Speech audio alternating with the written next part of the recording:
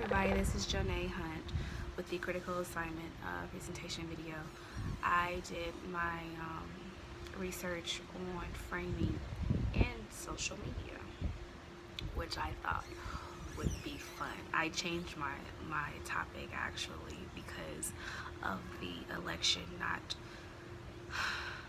being finished, and I thought that social media is one of the most popular forms of communication that we have right now, especially Instagram and Facebook and Twitter So the framing and agenda setting in social media is very popular, especially in social movements.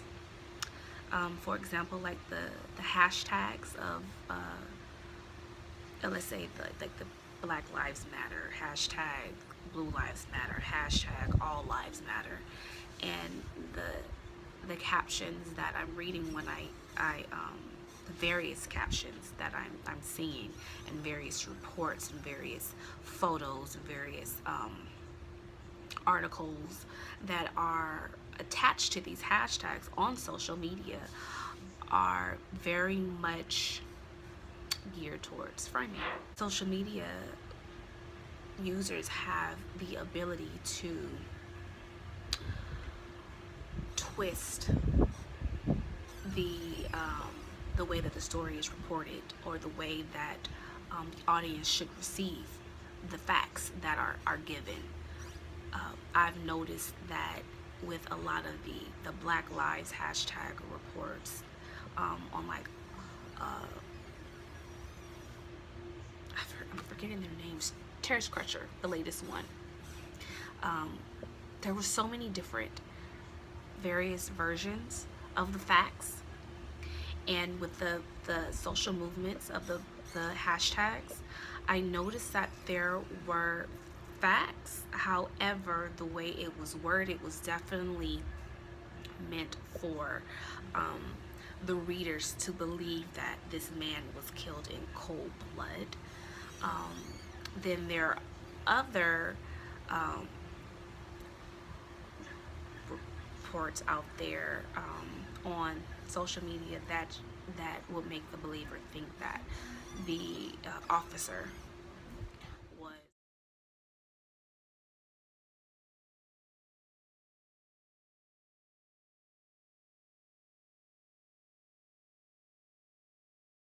was definitely protecting herself. She's self-defense. She's claiming self-defense, and that she went deaf.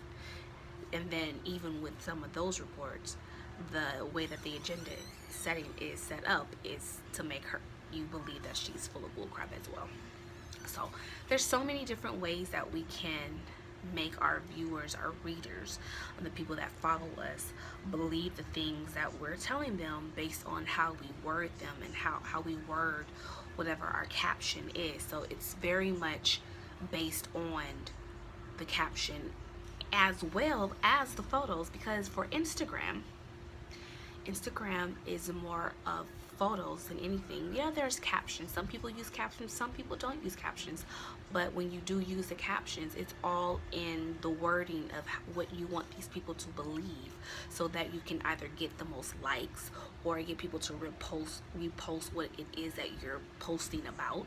So it's so many different ways that you can use framing and agenda setting in social media. And what's so crazy, that a lot of these users of social media have no idea that they're doing that.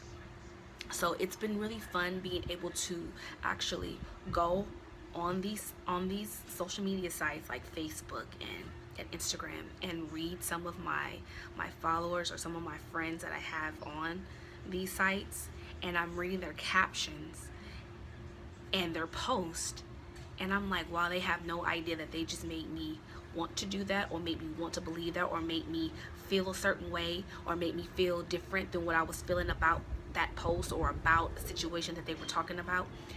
And it's fascinating. So I thought it was pretty cool that I did my research on that, and to let people know that the theory actually, the theory of framing actually is rooted from sociology. How crazy is that? So sociology and framing go hand in hand. So we're built to kind of like persuade people, to get people to believe, to get people to want, to get people to change their minds about things, or to get them to understand things. And when understanding, they may be changing their minds, because even though you're trying to get them to understand them, at the same time you're persuading them. So that's what I did it on. The concept of social media is definitely the top of the agenda for a lot of news outlets. A lot of news outlets are actually posting a lot of their journalism and a lot of their stories onto social media, and then the viewers are either reposting, or they're recaptioning, or they're changing the caption to get people to view it in a different way. Or it's just it's so much going on. And in recent years, media effects researchers have turned their attention to the power of the way that the information is put together or framed, and the effects that it has in the minds of media consumers. So if you look at social media, you see a lot of you have a lot of consumers on social media as well, and the way that the products are being framed to get you to purchase their things, and the advertisers and stuff like that. So social media has turned more into the biggest conglomerate of media that there is right now.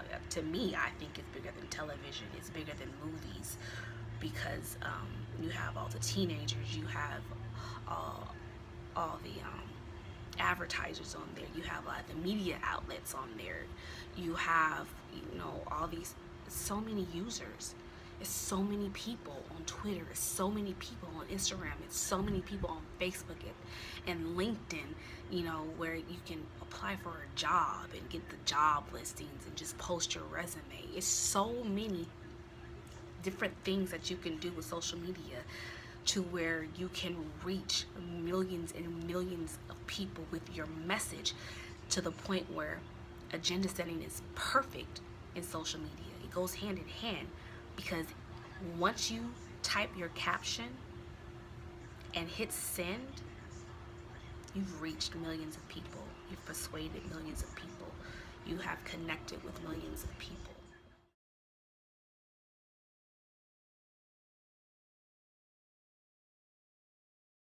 Agenda setting, framing is very prevalent in the social media world, and I think you guys should check it out. Pay closer attention to what it is that your followers or your friends, or even the advertisers and even the media outlets are posting on these social outlets, and pay close attention to the words that they're using and how they're using them and what they're using them for, and see if it affects you, because whether you know it or not, it's definitely affecting your everyday life. I wish you all the best. Good luck.